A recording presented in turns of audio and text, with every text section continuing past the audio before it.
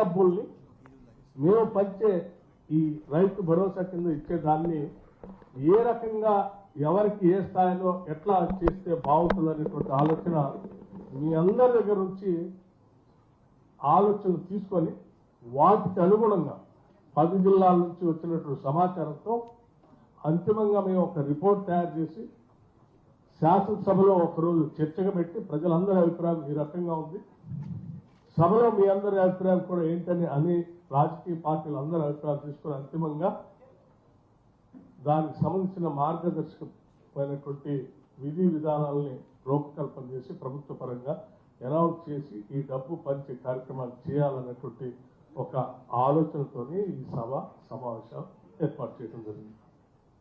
అందుకే ఈ సభలో వచ్చినటువంటి మిత్రులంతా కూడా వివిధ రాజకీయ పార్టీలకు సంబంధించిన నాయకులు ఉన్నారు, రైతులు ఉన్నారు, వివిధ వర్గాలకు సంబంధించినటువంటి వాళ్ళు ఉన్నారు. అందరికీ నేను ఒకటే విజ్ఞప్తి చేస్తున్నాను, మీరు చెప్పేటువంటి సలహాలు సూచనలు అన్నీ కూడా క్లుప్తంగా ఎక్కువ సమయం తీసుకోకుండా, ఎందుకంటే చాలా మందితో మాట్లాడించాలి కాబట్టి క్లుప్తంగా 1, 2, 3, 4, 5 ఈ రకంగా చేస్తే బాగుంటుందని మీ అనుభవ రీత్యా రైతాంగ సోదరుల్ని మిగతా వాళ్ళందరినీ చెప్పాలనుకున్నటువంటి వాళ్ళందరూ కూడా ఆ స్థాయిలో చెప్పవలసిందిగా కోరుతూ ఈ సమావేశం పూర్తయ్యేంత వరకు ఇది ఎందుకంటే చాలా గంభీరమైనటువంటి సమస్య, మనం తీసుకునేటువంటి నిర్ణయం కూడా చాలా ప్రధానమైన నిర్ణయం. ఇంత ప్రధానమైన నిర్ణయం తీసుకునేటప్పుడు మీరు చెప్పేటువంటి ప్రతి సూచన కూడా చాలా విలువైనది. అంత విలువైన సూచనలు ఇచ్చేటప్పుడు సభ కూడా చాలా గంభీరంగా జరగాలనేది మా అందరి ఆలోచన. సభ పూర్తయ్యేంత వరకు అక్కడ ఇక్కడ లోకల్గా ఉన్నటువంటి వాళ్ళు ఎక్కువగా మిగతా అక్కడ ఇంటర్నల్ డిస్కషన్స్ నిశ్శబ్దంగా ఉండి చెప్పే వాళ్ళందరూ కూడా స్పష్టంగా వినాలని, అప్పటి వరకు అక్కడ ద్వారాలు కూడా పెద్దగా రాకపోకలుతో ఈ సభ డిస్టర్బ్ కాకుండా ఉండాలని చెప్పి నిర్వాహక మెయింటైన్ చేసే అందరూ కూడా విజ్ఞప్తి చేస్తూ సభా కార్యక్రమాన్ని నిర్వహించడానికి మిగతా 20 మంత్రులు కూడా కొన్ని సలహాలు సూచనలు చేస్తారు. దానికి అనుగుణంగా ముందుకు పోవటానికి నడిపించవలసిందిగా జిల్లా కలెక్టర్ గారికి, జిల్లా కేంద్ర సహకార బ్యాంక్ అధ్యక్షులు వెంకటేశ్వరరావు గారికి, warehousing corporation chairman Nageswara Rao గారికి, ప్రియమైన రైతు సోదరులందరికీ హృదయపూర్వక నమస్కారం. భట్టి గారు చెప్పినట్టుగా ప్రభుత్వం మీ ఆలోచనల ప్రకారంగానే ముందుకెళ్ళాలి, కానీ రైతుకు సహాయం చేయాలి, నిజమైన రైతుకి భరోసా ఉండాలి. అటువంటి సూచనలు రైతు కానిటువంటి పెద్దల దగ్గర నుంచి కూడా రాష్ట్రంలో దీని మీద ఒక అభిప్రాయం సేకరించి గతంలో జరిగినటువంటి పద్ధతుల్లో ఏమి లోపాలు జరిగినాయి, దానివల్ల జరిగినటువంటి ఆర్థిక నష్టం మీ కళ్ళ ముందు ఉంది. అటువంటిది కాకుండా కష్టపడ్డటువంటి రైతుకి, చిన్న సన్నకారు రైతులకి చేయూతనిచ్చేటటువంటి భరోసా, అటువంటి రైతుల్ని ఆదుకోవాలి అనే ఉద్దేశంతో గౌరవ ముఖ్యమంత్రి గారు రేవంత్ రెడ్డి గారు పిసిసి అధ్యక్షుడిగా కాంగ్రెస్ పార్టీ ఈ రాష్ట్ర ప్రజలకు ఇచ్చినటువంటి, రైతులకు ఇచ్చినటువంటి హామీని పురస్కరించుకొని భట్టి గారు చెప్పినట్లుగానే మొన్న ప్రభుత్వంలో రానటువంటి రైతు బంధుని కష్టమైనా సరే 7,500 కోట్లు రామకృష్ణారావు గారు రిలీజ్ చేసి మీ ఖాతాలో వేశారు. మళ్ళీ ఇప్పుడు రుణమాఫీ కూడా చేసి దీని తర్వాత మళ్ళీ రైతు భరోసాని చేయాలి అనంటే క్రమ పద్ధతుల్లో న్యాయమైన రైతుకి, పేద రైతుకి ఏ రకంగా సహాయం అందించాలి, అది రైతుల యొక్క మనోభావాలకు తగ్గట్టుగా ఉండాలనే ఉద్దేశంతో కన్వీనర్గా ఈ యొక్క సబ్ కమిటీ నిర్వహించేటటువంటి భట్టి గారు అన్ని జిల్లాలకు ఒకసారి వెళ్ళొస్తాము, మనవాళ్ళతో కూడా కొంతమందితో మాట్లాడి వాళ్ళ అభిప్రాయం కూడా తీసుకుందాము. మనం ఏకపక్షంగా మనం ఇట్లా చేద్దాం అట్లా చేద్దామని మనం ఏమనుకోవద్దు. ప్రభుత్వం ఓపెన్ మైండ్ తోటి ఉంది కాబట్టి ఈ రాష్ట్ర రైతాంగం యొక్క పరిస్థితులు తెలిసినటువంటి, కష్టాలు తెలిసినటువంటి అందరితో కూడా సంప్రదించి మనం నిర్ణయం తీసుకుంటే బాగుంటుంది.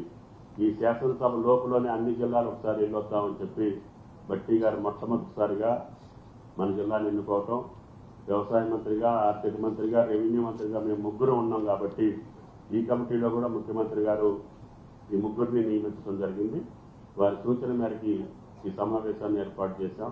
కాబట్టి దయచేసి భట్టి గారు చెప్పినట్టుగా మీ మనసులో ఉన్నది ఏది చేస్తే పక్క రైతులకి, చిన్న రైతులకి, సన్నకారు రైతులకి ఈ న్యాయం జరుగుద్ది, వాళ్ళకి ఏ రకమైనటువంటి వెసులుబాటు ఇవ్వగలుగుతుంది ఈ ప్రభుత్వం అనేది మీ మనసులో మాట చెప్పాలని చెప్పి విజ్ఞప్తి చేస్తూ, ప్రభుత్వానికి ఈ రోజుకి ఏ ఆలోచన రాష్ట్ర ప్రభుత్వం నుంచి ఖర్చు పెట్టే ప్రతి రూపాయి రాష్ట్ర ప్రజలు వివిధ రూపాలలో రాష్ట్ర ప్రభుత్వానికి చెల్లిస్తున్న డబ్బు అనేది ఈ రాష్ట్రాన్ని పరిపాలిస్తున్న మా అందరికీ తెలియంది కాదు. గత ప్రభుత్వంలో ఏ స్కీములు ఏర్పాటు చేసినా, ఏ పేదోళ్ళకి కానీ ఏ కార్యక్రమాన్ని చేపట్టాలనుకున్నా ఆనాడు ప్రజల అభిప్రాయాలు ఏనాడు సేకరించలేదు. కేవలం 4 గోడల మధ్య నిర్ణయాలు తీసుకొని ఆ నిర్ణయాలని ఆనాటి ప్రభుత్వం ప్రజల మీద రుద్దేది. ఈనాడు అలా కాదు. ఏదైతే ఈ సంపద ఉందో, ఏదైతే ఈనాడు ఈ రైతులకు కానీ, పేదవాళ్ళకి కానీ, బడుగు బలహీన దళిత గిరిజనులకి గౌరవ ముఖ్యమంత్రి రేవంత్ రెడ్డి గారి నాయకత్వంలోని ఈ ప్రభుత్వం పేదోడి ప్రభుత్వంగా పనిచేస్తుందో, ఆ చేసే ప్రతి పైసా అకౌంట్ చెప్పాల్సిన బాధ్యత ఈ రాష్ట్ర ప్రభుత్వ పక్షాన మా అందరి మీద ఉంది. నిర్ణయం మేమేమి ప్రియాక్యుపైడ్ మైండ్ తో ఇక్కడ కూర్చోలేదు. ఇందాక భట్టి గారు కానీ, తుమ్మల గారు కానీ చెప్పినట్లు ఓపెన్ గా డిబేట్ చేసి ప్రజల నుంచి ఏవైతే అభిప్రాయాలు వస్తాయో, రైతుల నుంచి ఏ అభిప్రాయాలు వస్తాయో, నిజంగా ఎవరికి సహాయం చేస్తే ఆ రైతులు మంచిగా ఆనందంగా ఉంటారో అనేది మీ నుంచే ఆ వివరాలు సేకరించి ఈ రాష్ట్ర ప్రభుత్వం చేయాలన్నదే ఈ సభల యొక్క ముఖ్య ఉద్దేశం.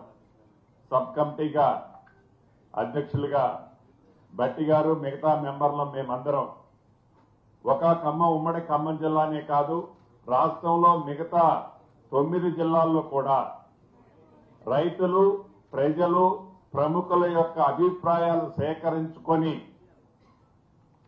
మీ అభిప్రాయాలన్నింటినీ క్షుణ్ణంగా పరిశీలించి ఆ తదుపరి నిర్ణయం తీసుకొని భట్టి గారు చెప్పినట్టు రేపు రాబోయే అసెంబ్లీలో మీరిచ్చే సూచనల్ని అసెంబ్లీలో పెట్టి ఏదైతే ఈనాడు ప్రధాన ప్రతిపక్షం నిన్న మొన్న మాట్లాడుతుంది,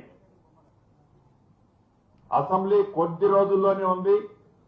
ఇప్పుడు వీళ్ళు సమావేశాలు పెట్టి ఈ అసెంబ్లీలో చర్చించాలని కానీ, రైతుల్ని ఆదుకోవాలని కానీ ఈ రాష్ట్రానికి, రాష్ట్ర ప్రభుత్వానికి చిత్తశుద్ధి లేదు అని నిన్ననో మొన్ననో ప్రధాన ప్రతిపక్షమని చెప్పుకుంటున్న పెద్దలు కొంతమంది మాట్లాడుతున్నారు. ఇందాక భట్టి గారు చాలా క్లారిటీగా చెప్పారు, ఈ అసెంబ్లీలోనే పెడతాం, మీరు ప్రజల అభిప్రాయాలు ఏంటో మీ ముందు పెడతాం, గతంలో మీరు ఏం చేశారో అది ప్రజలు ఇప్పుడు చెప్పబోతారు, తప్పకుండా అదంతా అసెంబ్లీలో పెట్టి రాబోయే ఈ అసెంబ్లీలోనే ఒక కంక్లూజన్ వస్తుందనేది కూడా ప్రధాన ప్రతిపక్షం ఒక్కసారి అది గ్రహించాలని మనస్ఫూర్తిగా తెలుపుతూ, భట్టి గారు చెప్పినట్లు ఈ సభ ప్రశాంతంగా, క్లుప్తంగా, ఎందుకంటే ఎక్కువ మంది మాట్లాడితే మీ సూచనలు, సలహాలు ఈ రాష్ట్ర ప్రభుత్వానికి తప్పకుండా మార్గదర్శకాలు అవుతాయి. కాబట్టి ఉపన్యసించకుండా మీరు చెప్పాల్సిన పాయింట్ సూటిగా చెప్పాలని రైతులకి సపోర్టు చెప్పడానికి వచ్చిన మేధావులందరినీ మనస్ఫూర్తిగా కోరుకుంటూ సెలవు తీసుకుంటున్నాను.